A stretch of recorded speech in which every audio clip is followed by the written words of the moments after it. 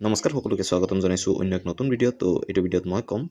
যদি আপোনালোকে মুখ্যমন্ত্ৰী মহিলা উদ্যমিতা অভিযান আঁচনিৰ 10,000 টকা পাব বিচাৰিছে আৰু আপুনি যদি ডায়েৰীৰ প্লেন কৰি আছে তো তেনে ক্ষেত্ৰত আপোনালোকে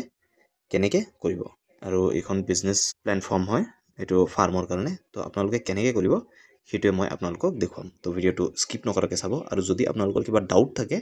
ফৰ্মটো ফিল আপ কৰোঁতে আপোনালোকে কমেণ্ট ছেকশ্যনত সুধিব মই ডেফিনেটলি আপোনালোকৰ কাৰণে ভিডিঅ' এটা বনাই দিম নতুবা আপোনালোকক হেল্প কৰি দিম কমেণ্টৰ জৰিয়তে তো প্ৰথমতে এই ফৰ্মখন আপোনালোকে চাব পাৰে আৰু ফৰ্মখন ফিল আপ কৰোঁতে অকণমান সাৱধানতা অৱলম্বন কৰিব কাৰণ যদি আপোনালোকৰ হিচাপত অকণমান খেলি মেলি হয় বা বিজনেছ প্লেনটো যদি আপোনালোকৰ প্ৰপাৰ নহয় তেনে ক্ষেত্ৰত আপোনালোকে কিন্তু চৰকাৰী 10,000 টকাটো নাপাব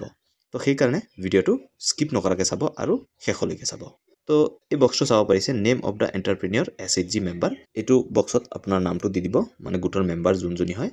তেখেতৰ নামটো দি দিব দি দিয়াৰ পিছত ইয়াত চাব পাৰিছে SHG MIS কোড তো এইটো বক্সত আপোনালোকে আপোনালোকৰ MIS কোডটো আপোনালোকে জানে গোটৰ তো সেইটো এইটো বক্সত দি দিব তাৰপিছত আহিছে কাৰেণ্ট ইকনমিক এক্টিভিটি তো বৰ্তমানে যদি আপুনি কিবা কাম কৰি আছে তেনে ক্ষেত্ৰত সেইটো ইয়াত লিখি দিব যদি আপুনি একো কৰা নাই তেনে ক্ষেত্ৰত হাউচ ৱাইফ দিব পাৰে বা নট এপ্লিকেবল দিব পাৰে কিন্তু যদি আপোনালোকে কিবা কাম কৰি আছে অলৰেডি তেনে ক্ষেত্ৰত সেইটো আপুনি ইয়াত দি দিব তাৰপিছত আহিছে কাৰেণ্ট ইনকাম তো আপোনাৰ বৰ্তমানৰ এনুৱেল ইনকাম কিমান হয় বছৰি আপুনি কিমান টকা ইনকাম কৰে সেইটো আপোনালোকে ইয়াত দি দিব 10,000 20,000 যিমান আপোনালোকে ইনকাম কৰে সেইটো এইটো বক্সত দি দিব তাৰপিছত আহিলে name of the business which is being planned to start or expand তো যদি আপোনাৰ অলৰেডি এটা বিজনেছ আছে আৰু আপুনি এইটো বঢ়াব বিচাৰিছে তো সেই বিজনেছটোৰ নামটো ইয়াত দি দিব আৰু যদি আপোনালোকে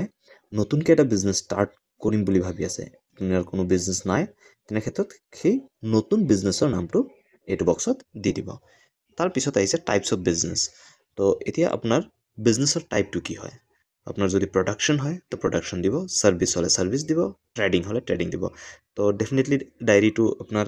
প্ৰডাকশ্যন হ'ব কাৰণ গাখীৰ উৎপাদন হ'ব তো সেইকাৰণে প্ৰডাকশ্যন হ'ব তাৰপিছত ইয়াত আহিছে চাব পাৰে ইনভেষ্টমেণ্ট প্লেন আপুনি কেনেকৈ ইনভেষ্ট কৰিব তো ইনভেষ্টমেণ্ট প্লেনটো আছে তো ইয়াত আপুনি চাব পাৰিছে number of milking couch presently having মানে যি গাখীৰ দিয়া গৰুৰ সংখ্যা কিমান আছে আপোনাৰ যদি দুটা আছে দুটা দিব তিনিটা থাকিলে তিনিটা দিব তাৰপিছত আহিছে ইয়াত নেম অফ দ্য ৰ মেটেৰিয়েল কি আহিব প্ৰথমতে খানা আহিব ফিড তো ফিড আপোনাৰ কিমান আহিব ধৰি লওক পাৰ ইউনিটত আপোনাৰ 15 টকা খৰচ হয় আৰু তেনেকুৱা দুজনী গাই গৰুক খুৱাবলৈ আপোনাৰ 500 ইউনিটৰ দৰকাৰ হয় তো আপোনাৰ টোটেল কষ্ট কিমান হৈ যাব খোৱাৰ বাবদ 7,500 টকা তাৰপিছত আহি যাব আপোনাৰ এজলা টেংক ফৰ ফুডাৰ তো এজলা টেংক আপোনাৰ লাগিব এটা তো ইউনিট প্ৰাইচ ধৰি লওক এটকাকৈ ঠিক আছে তো তেনেকুৱা আপোনাৰ এজলা টেংক ধৰি লওক আপোনাৰ 1,500 দৰকাৰ হ'ব তো ইয়াত আপোনালোকৰ হৈ যাব 1,500 বা যদি দুটা পাৰ ইউনিট যদি দুটা হয় তেনে ক্ষেত্ৰত আপোনাৰ ইয়াত 3,000 টকা হৈ যাব ঠিক আছে নেক্সট আহিলে মেডিচিন তো মেডিচিনৰ বাবদ আপোনাৰ কিমান আহিব ধৰি লওক এটা মেডিচিন বা এটা ইউনিট মেডিচিনৰ দাম হয় 50 rupees তো তেনেকুৱা ধৰি লওক দুজনী গাই গৰুৰ কাৰণে 5টা ইউনিটৰ দৰকাৰ হ'ব পাৰে তো কিমান হৈ যাব টোটেল 250 টকা তাৰপিছত আহি যাব হোমমেড ফুড তো ঘৰত বনোৱা খানা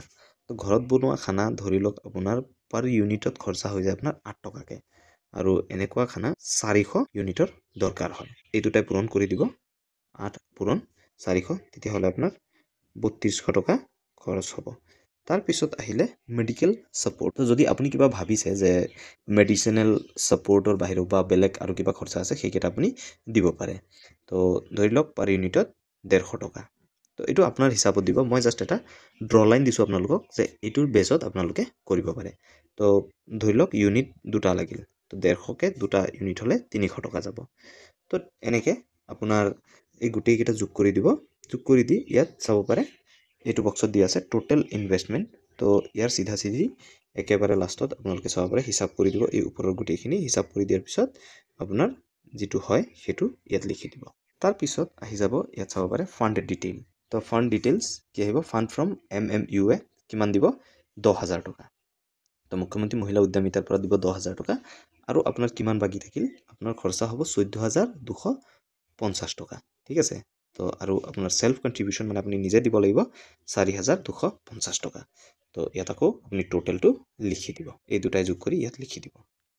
তাৰপিছত আহিছে মাৰ্কেটিং এণ্ড সেলস প্ল্যান তো আপুনি কেনেকৈ মাৰ্কেটিং কৰিব বা সেলস কৰিব সেইটো প্ল্যান ইয়াত লিখিব লাগিব তো ইয়াত আপোনালোকে চাব পাৰিছে প্ৰডাক্ট কি আহিব ডায়েৰীত ডেফিনেটলি আপোনাৰ মিল্ক আহিব মিল্ক প্ৰডাক্ট আহিব কাৰণ আপুনি গাখীৰেই বেচিব তো সপোজ ইয়াত আকৌ আপুনি লিখি দিব পাৰে উইথিন